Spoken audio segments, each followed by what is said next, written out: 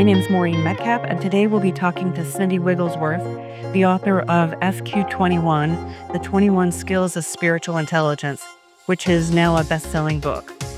Thank you for inviting me, Maureen. My interest in the field of multiple intelligences began when I was expatriated with my family as a child.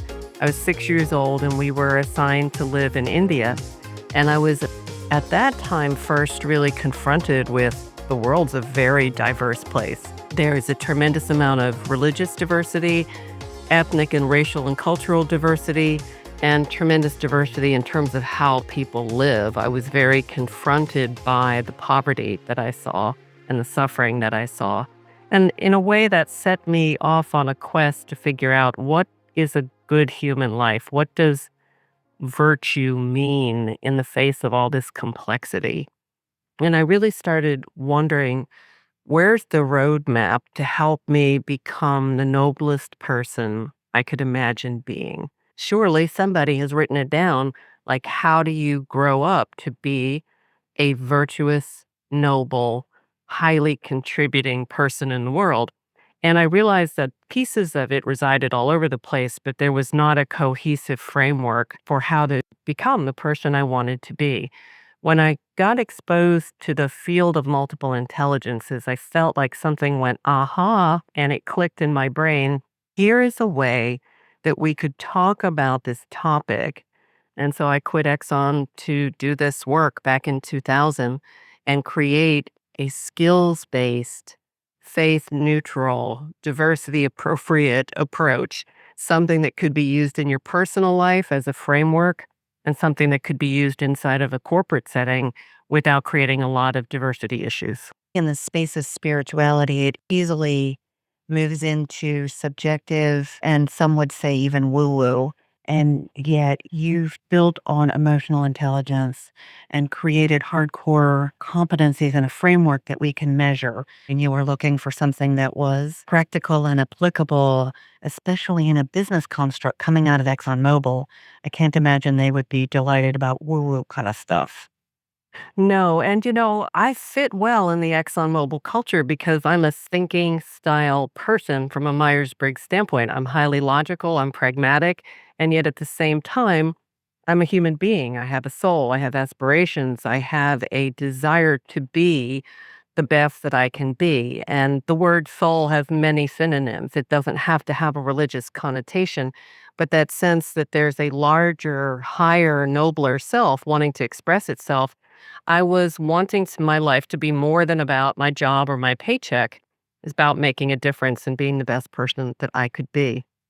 So I was very sensitive to the fact that this couldn't be woo-woo because of its immediate connotation. As soon as you use the word spiritual, people are assuming that you're either going to start preaching to them about religion or that you're going to go all sort of wafting, new age, tree hugging weird on them. And either way, they're going to run away.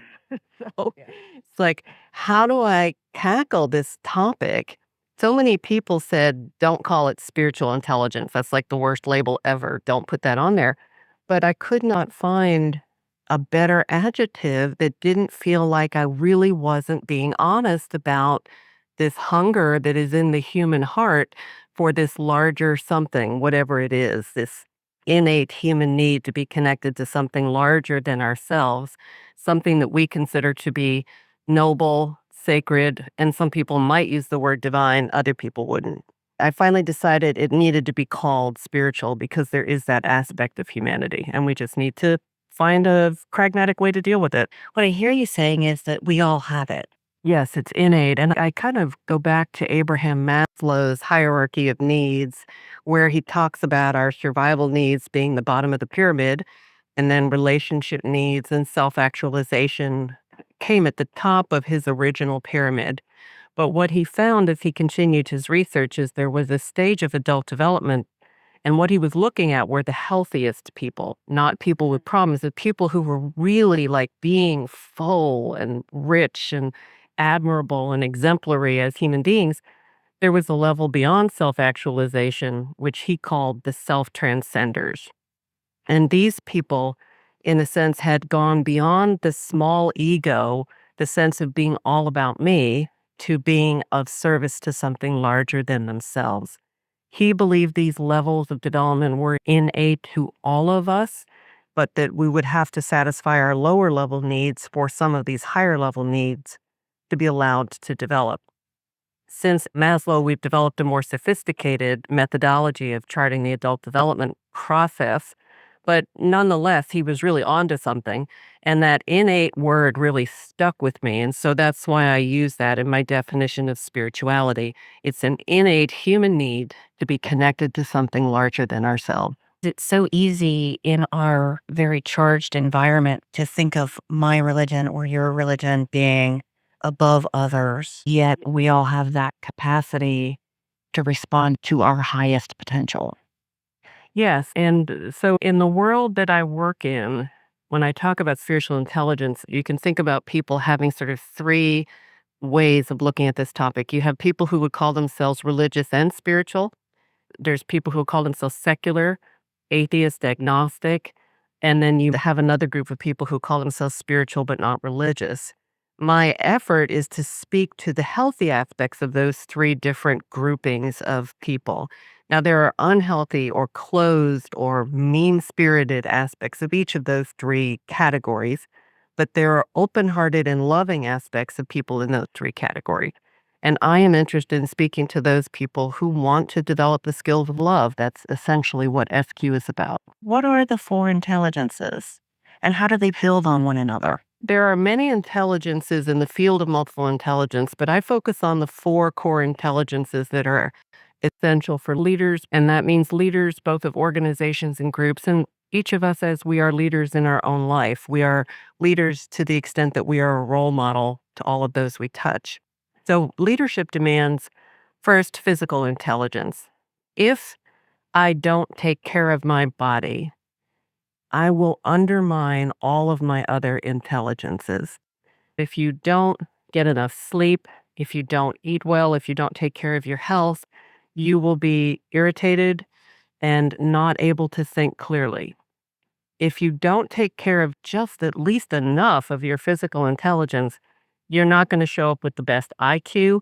You're not going to show up with your best emotional intelligence, which is your interpersonal skills.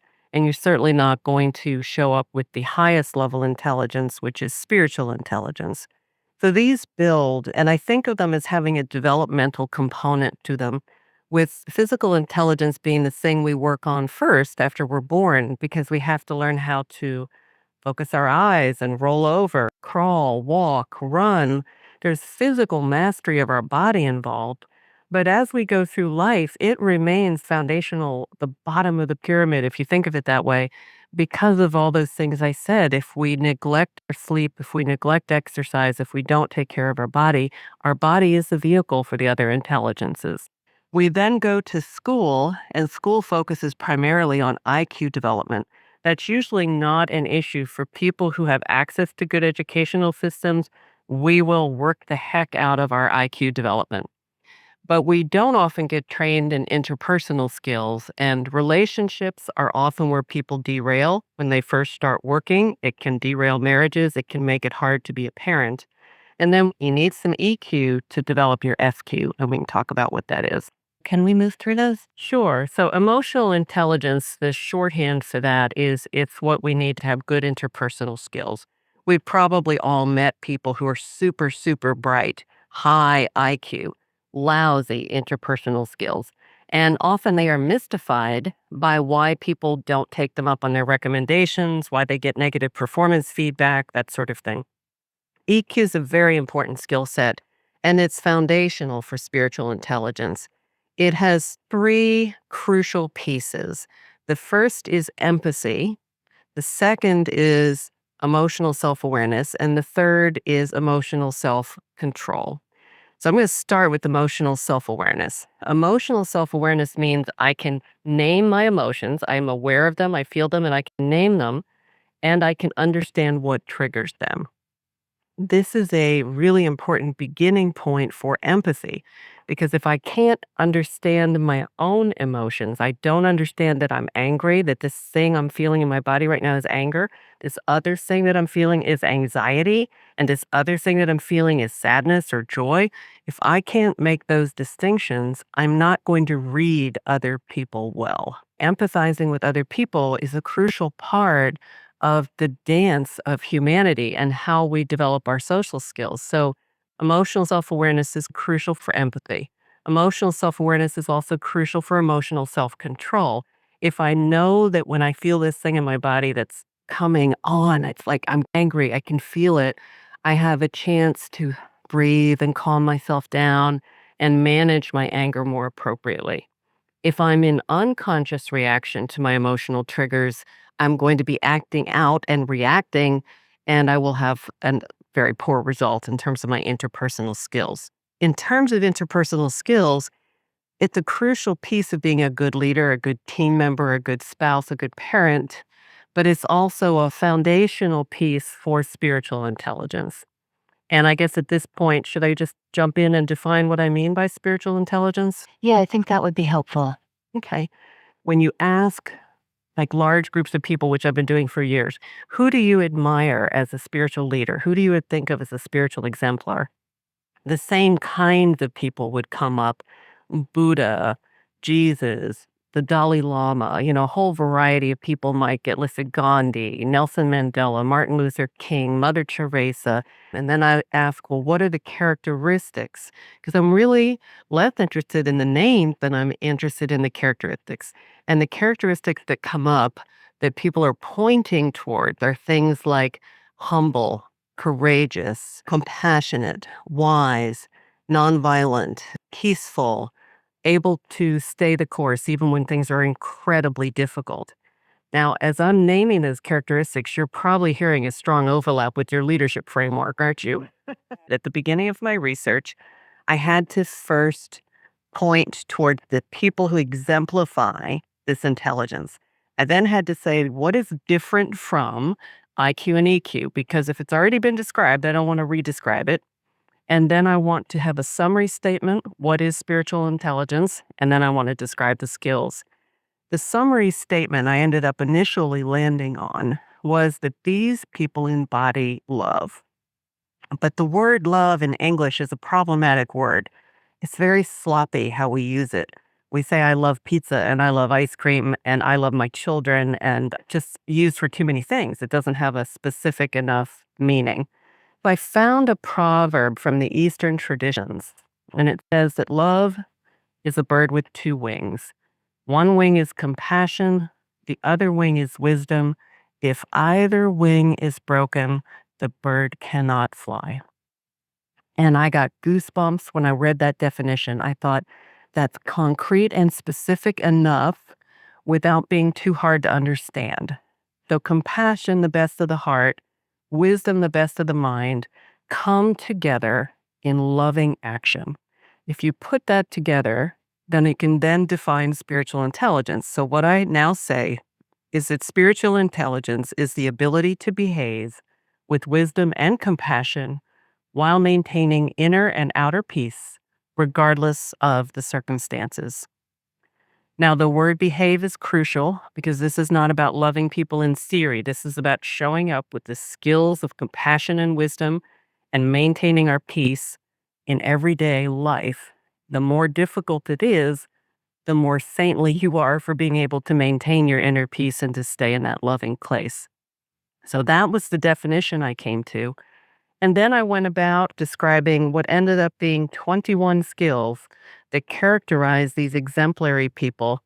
And each of these 21 skills is then further broken down into novice level to intermediate level to expert level of skill attainment.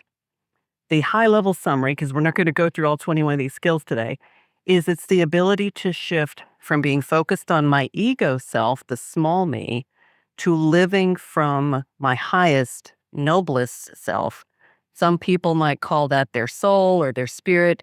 Other people might not like that language and just want to stick with higher self. We use synonyms very generously. We let people bring the words they're comfortable with to it.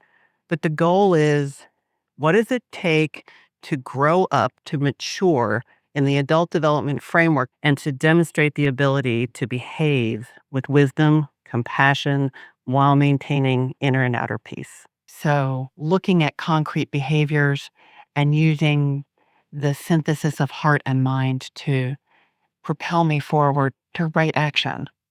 It's a complex balancing act, requires a lot of ability to be self-aware and self-reflective, to look at my own motivations. Am I intervening to quote unquote help you because your life situation is actually causing me distress? So I'm actually not helping you, I'm helping me because you're not living your life in a way that's making me comfortable. So I'm going to jump in and intervene in your life so that you will look more like me so that I will feel comfortable.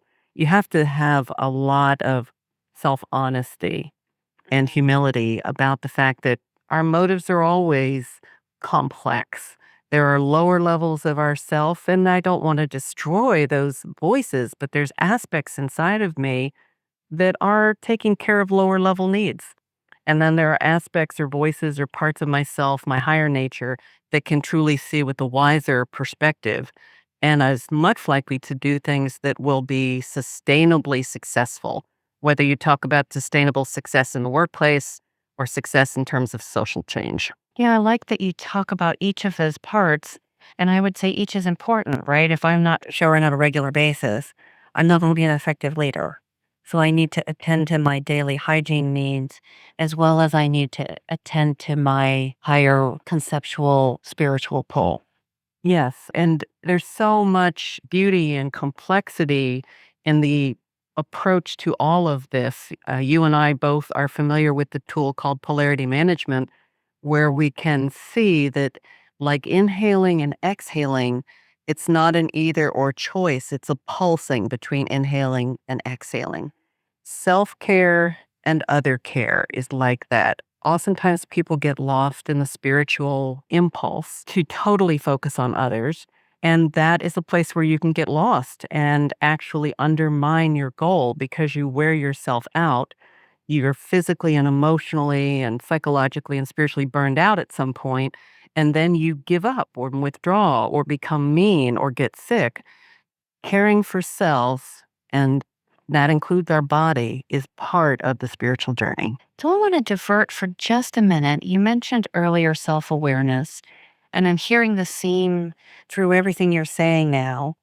And yet, I think you and I had similar backgrounds that when someone first asked me what was I feeling, my therapist had to hand me a piece of paper with words because they often have identified a feeling. I couldn't do it. Yeah, I know I couldn't either, and I would answer the question when I first got into therapy. I'd get that question. I go, well, I think blah, blah, blah. And I would proceed to analyze the problem. And the therapist would just smile at me and say, I didn't ask you what you thought. I asked you what you felt. And I finally figured out this was a question I was going to get every week. So if I wanted to pass the test, and I always want to pass the test, then I better figure out what it was I was supposed to be knowing. I had to build my own spreadsheet. I went home and built a spreadsheet of every emotions word I could find, and I alphabetized that thing. And before I went to my therapy sessions, I would think, okay, here's the story I need to share with him this week. What am I feeling about that? I'm feeling disappointment. I'm feeling anxiety. I would circle the word. So, yeah, it can be quite a journey. And that's the journey of emotional self awareness, which was a precursor to me learning to have empathy with other people.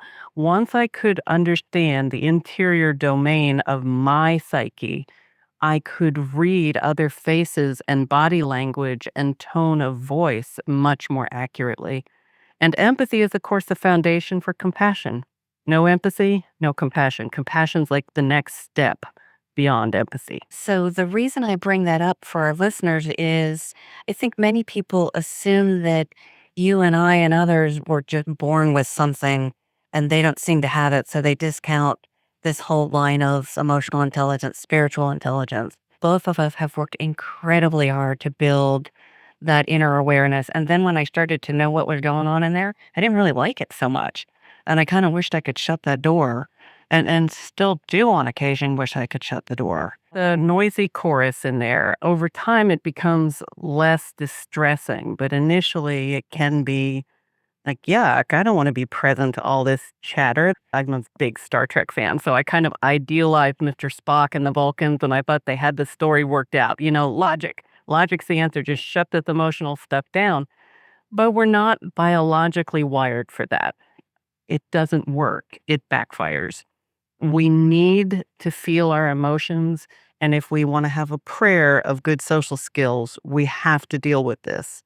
Without social skills, there's really not going to be the ability for spiritual intelligence. So all of this works together. And frankly, without the social skills, there's not a prayer that we're going to be an effective leader either. That's very true, because unless you figure out how to lead an army of androids, and it's basically they're doing the work and they don't get their feelings hurt when you boss them around, it's just not going to work. Tell us more about SQ21. Yeah, so my goal with this was to create a roadmap for myself first. I mean, I hate to sound so selfish about it, but it's like, how do I get to where I want to be? If I could describe these skills the way emotional intelligence has done it, like from the most entry level to the expert level in each of these skills, maybe I'm not going to become Gandhi, but maybe I could be a little more like Gandhi, take one step in that direction, could be a little more compassionate, a little more wise, a little less easily triggered. One of the ways I differentiate between EQ and SQ is that EQ helps you name and sort of manage your anger.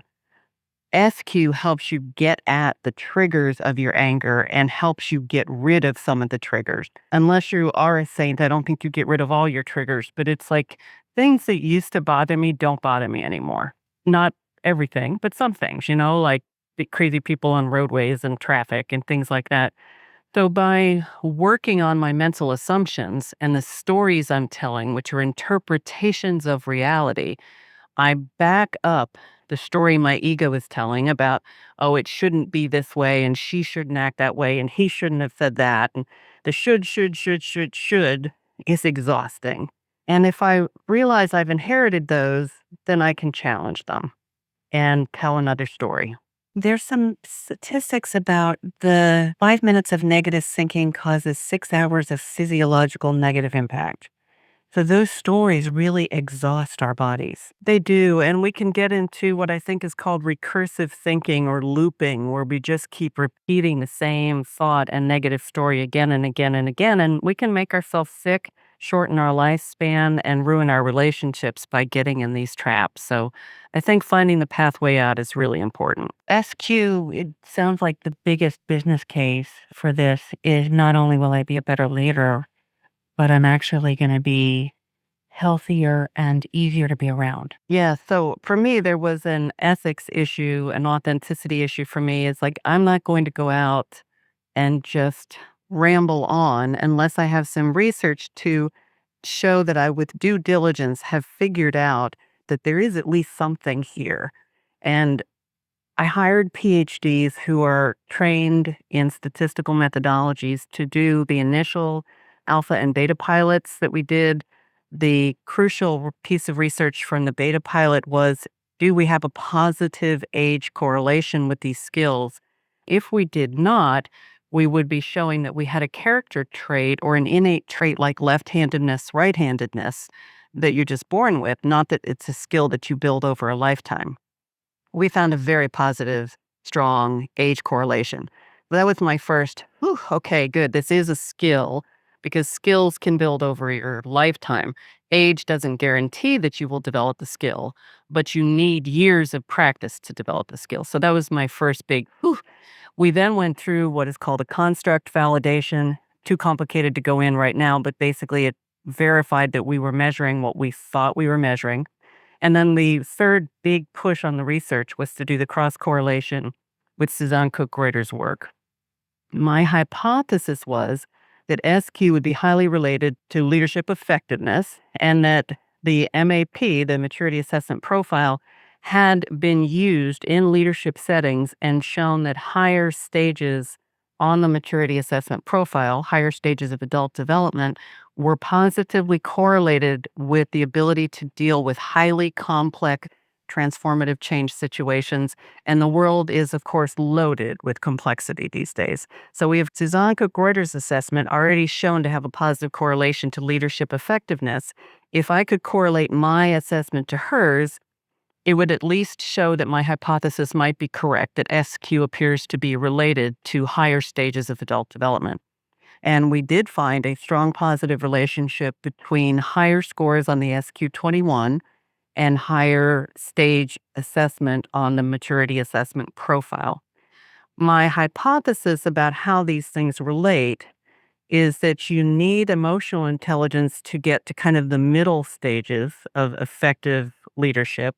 But to get to the higher stages of effective leadership, the strategist and beyond, for example, in her language, requires SQ. So EQ and SQ can be helpful earlier, but as you go further up, EQ becomes absolutely essential in the middle, and SQ as an additive to EQ becomes essential for the higher stages.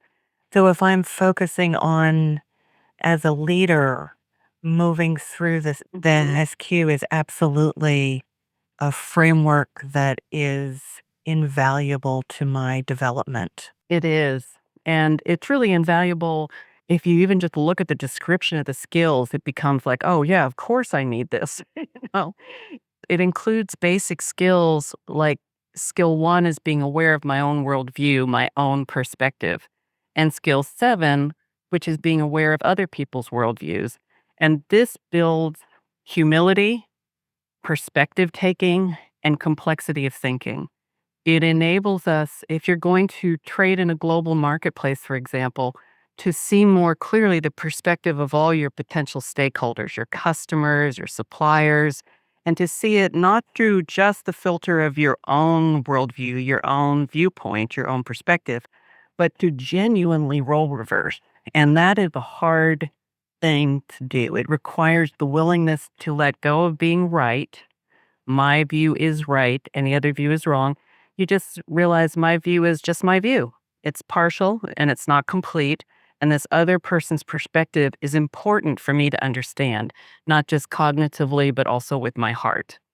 And so that skills 1 and 7, understanding my perspective, my own worldview, and understanding the worldviews of others, if that was all we built, what a better planet we would have. Probably one of the biggest skills I learned is to shut up when I disagree and gather more information.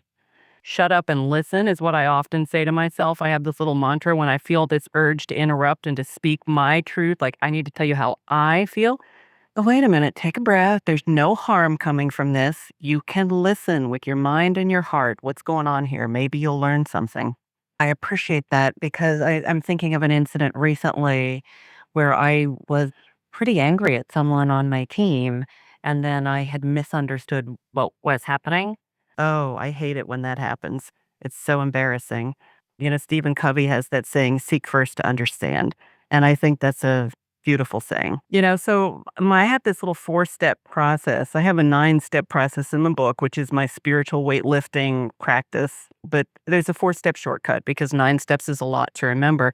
And it's spells soul, SOUL, stop, whatever it is on my impulses, whether it is to talk, interrupt, get angry, whatever, stop, observe what's going on, seek to understand. U is for understanding, really deeply understanding the other perspective on this, understanding your own ego, understanding that you're activated and that's okay, but also understanding the other person has an ego and they're probably activated and what is their perspective. I don't know the whole story. I learned to be much more imaginative about what might be going on in this other person's life. It probably has nothing to do with me or little to do with me, but I'm making it all personal. So stop it. So stop the reaction. O, observe what's going on. Just calm down. Be mindful. Seek to understand. That's the U. And then L, find a loving response, which is both compassionate and wise. So my shorthand spiritual practice to do this SQ thing is the SOUL, stop, observe, understand deeply, and find the loving response the best you can. If I had known that years ago, it would have kept me out of so much trouble. Oh, thee and me. That's what I wrote the framework for, which I hope is a piece of my life legacy to make other people's lives a little bit easier if they can look at this as a skills-based way and say, oh, now that it's broken down this way, it's not creepy, it's not weird, it's not about my beliefs, it's about skills. I can develop these skills. So why don't you tell us a little bit about the book? The book has a description, an overall description of what do we mean by these terms, like defining spirituality. That's usually the first thing that has to be addressed. How is spirituality different than religion? Religion is a set of specific beliefs and practices. Spirituality is a global term. It's this innate human need.